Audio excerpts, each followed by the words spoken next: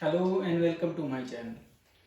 Class 12th accountancy और accounting ratio और part 2 activity ratio का या टर्नओवर रेशो का दो रेशो इसके हमने कर ली है। एक है इन्वेंट्री टर्नओवर रेशो जो पेपर में सबसे ज़्यादा जाने वाली है। साथ ही साथ वर्किंग कैपिटल टर्नओवर रेशो को भी हमने कर लिया है। आज की वीडियो में हम करेंगे दो रेशो जो लगभग एक जैसी है, इसलिए क्वेश्चन भी मैंने उसका एक साथ लिया हुआ है। और वो रेशो है ट्रेड रिसीवेबल टर्नओवर रेशो और ट्रेड पेबल टर्नओवर रेशो। तो देखिए कैसे उन रेशियोज के क्वेश्चन हम करेंगे। तो रेशो के क्वेश्चन करने से पहले आपको उनके फॉर्मूले समझने हैं। तो ये फॉर्मूलेज हैं।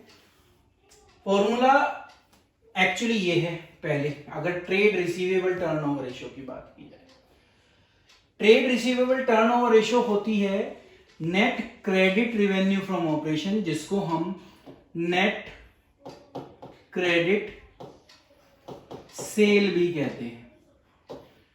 क्योंकि रिसीव किससे होगा, ट्रेड रिसीवेबल कब होंगे, जब आप उधार में माल बेचोगे। तो इसलिए ऊपर भी क्या आता है, net credit revenue from operation, only उधार वाला पार्ट। और नीचे आता है जैसे इन्वेंट्री टर्नओवर रेशो में एवरेज आया था, यहां पर भी एवरेज ही आता है। एवरेज किसका आता है, ट्रेड रिसीवेबल का। अब मैं आपको बता दूं ट्रेड रिसीवेबल में दो चीजें आएंगी आपकी। एक आते हैं हमारे डेटर्स और एक आते हैं हमारे बिल्स रिसीवेबल। ये दोनों मिलकर हमारा ट्रेड रिसीवेबल बनता है। तो इन दोनों के ओपनिंग बैलेंस और दोनों के क्लोजिंग बैलेंस, ओपनिंग क्लोजिंग, और इनको 2 से अगर हम डिवाइड कर दें तो ये बैठता है एवरेज ट्रेड रिसीवेबल।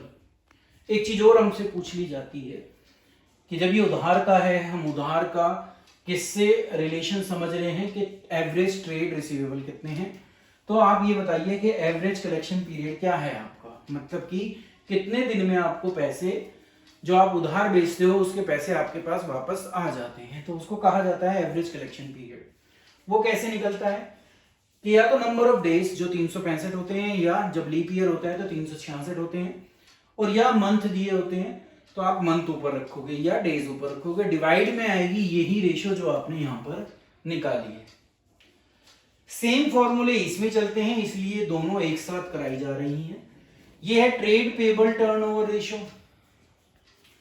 अब ट्रेड पेबल का मतलब जो पैसा आपको उधार देना है, किन का, एक देना होगा क्रेडिटर का और दूसरा देना होगा बिल्स पेबल वालों का। ये वो दोनों हैं जिनसे आपने जो माल है वो उधार में खरीदा है, जिसको आप या तो बेचोगे या बनाकर बेचोगे। तो इन दोनों का रिलेशन समझना होता है उधार खरीदा गया माल से।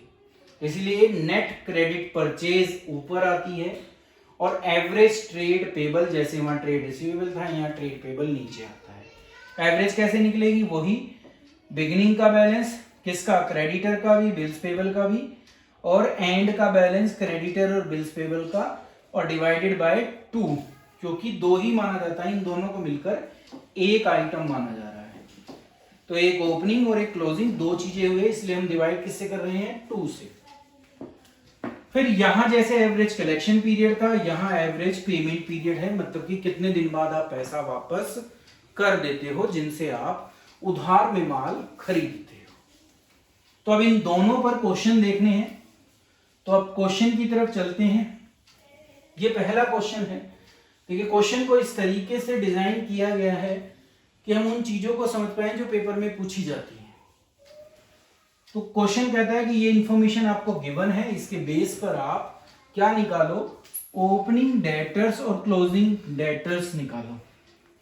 ठीक है, तो सिर्फ डेटर पूछा गया है, इसका मतलब बिल रिसीवेबल इस क्वेश्चन में इंक्लूड नहीं है। अब क्या गिवन है, trade receivable turnover ratio given है क्वेश्चन में।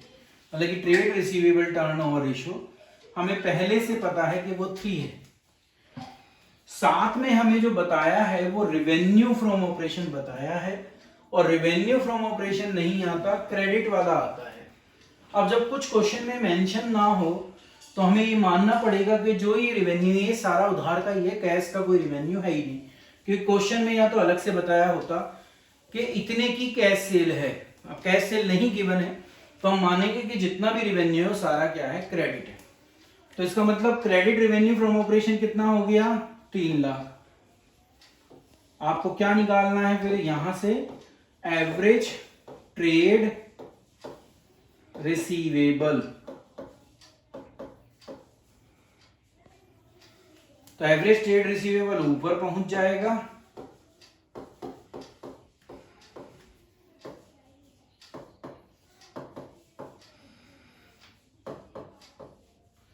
और जो ये 3 है ये 3 लाख के नीचे आ जाएगा, और इस तरीके से हमारा 1 लाख रुपए क्या आ जाएगा, एवरेज ट्रेड रिसीवेबल। अब दो अलग अलग क्वेश्चन हैं, उन दोनों क्वेश्चंस के हिसाब से काम करना है। तो लाइन खींच के हम दोनों क्वेश्चन को देख लेते हैं, एक ए पार्ट और एक बी पार्ट। ए में बोला गया कि क्लोजिंग डेटर जो है वो टाइम्स में है, किसके, ओपनिंग डेटर के, जैसे इन्वेंट्री टर्नओवर रेशियो में हमने किया। अब जो पीछे होता है वो बिल्कुल मिसिंग होता है, उसी को आप लेट कर लो कि वो एक्स के इक्वल है। तो आप ओपनिंग डेटर्स को एक्स मान लो, तो क्लोजिंग आपका अपने आप इसका कितना गुना बता रखा है, 3 टाइम्स, तो वो हो जाएगा 3x। एवरेज आपकी निकली हुई है कितनी है, 1 लाख। तो आप यहां लिखेंगे एवरेज ट्रेड रिसीवेबल या एवरेज डेटर कह लो, इक्वल करोगे, फॉर्मूला क्या कहता है, ओपनिंग मतलब कि x प्लस क्लोजिंग मतलब कि 3x डिवाइडेड बाय 2। अब ये 2 1 लाख के पास पहुंच गया तो ये तो 2 लाख हो गए। 3 प्लस जहां कुछ नहीं होता वहां 1 होता है, ये हमें पता ही है, तो ये हो गया 4। तो x किसके इक्वल हो गया, इसको डिवाइड करेंगे तो हमारा 50,000 x आ जाएगा। x आने का मतलब है कि हमारा ओपनिंग डेटर हमें पता चल गए कितने हैं, 50,000। अगर इसको 3 से गुना कर दें तो हमारे क्लोजिंग भी आ जाएंगे, जो कितने आ गए, 1.5 लाख। दूसरा पार्ट अगर बी में देखें तो उसने कहा 3 टाइम्स भी है और मोर देन भी है, दो चीजें एक साथ यूज हुई, टाइम्स भी और मोर देन भी। तो जैसे हमने इन्वेंट्री वालों में सीखा था, यहां पर भी वही सीखेंगे। जो पीछे वाला होता है उसको एक्स सेलेक्ट कर लीजिए, मतलब कि ओपनिंग डेटर्स को आप एक्स सेलेक्ट कर लेंगे, क्लोजिंग डेटर्स जो हैं आपके वो होंगे, एक तो 3 टाइम्स है प्लस मोर देन भी है। तो मोर देन का मतलब होता है ओपनिंग उसमें प्लस कर दो, यहां ये नहीं होता जब सिर्फ टाइम्स होता है। तो टाइम्स और टाइम्स मोर देन में ये डिफरेंस है। तो इसके एक तरीके से क्लोजिंग डेटर यहां पर 4x आ जाते हैं। फार्मूला तो वही है, एवरेज डेटर या average trade receivable is equal to opening plus closing divided by 2। तो ये तो 2 लाख ही आना है, ये अब 5 हो जाएगा, तो 5 से आप डिवाइड करेंगे तो x की जो वैल्यू वहां पर 50 आई थी, यहां पर वो 40 आएगी।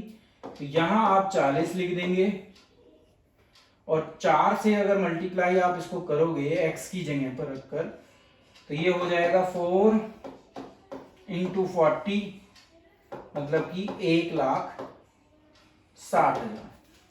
तो यहाँ 50 और 1.5 लाख वैल्यू आई थी, वहां 40 और 1,60,000 आ जाएगी। तो ये एक क्वेश्चन था। एक क्वेश्चन और देखते हैं। इस क्वेश्चन में वैसे तो ये सारी चीजें निकालनी है, पर अभी हम क्योंकि ट्रेड रिसीवेबल को समझ रहे हैं तो सिर्फ 2 चीजें निकालेंगे। इसी का यही क्वेश्चन आपको पीछे दोबारा से ट्रेड पेबल में भी मिल जाएगा। अभी हम सिर्फ ट्रेड रिसीवेबल को कर रहे हैं। एक क्वेश्चन ट्रेड रिसीवेबल किया है, ये भी ट्रेड रिसीवेबल पर है। तो देखिए क्या क्या चाहिए हमें। सबसे पहले चाहिए नेट क्रेडिट रेवेन्यू। तो आप ढूंढो इसमें, तो टोटल रेवेन्यू आपको गिवन है, और उसके बाद कैश रेवेन्यू भी गिवन है। क्या क्या पता है हमें, देखिए पहली चीज जो मैं अभी निकाल रहा हूं वो निकाल रहा हूं net credit revenue from operation, जो होगा टोटल सेल, मतलब कि 12 लाख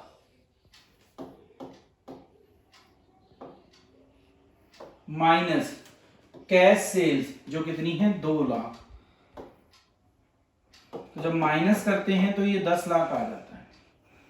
तो मेरी पहली चीज आ गई कि मेरे पास नेट क्रेडिट सेल आ गई। अब मुझे एवरेज ट्रेड रिसीवेबल निकालनी है। इसके लिए मैं क्या क्या यूज करूंगा, देखिए डेटर मुझे पता है ओपनिंग, उसके बाद मुझे ओपनिंग BR भी पता है, इन दोनों को प्लस कर लो।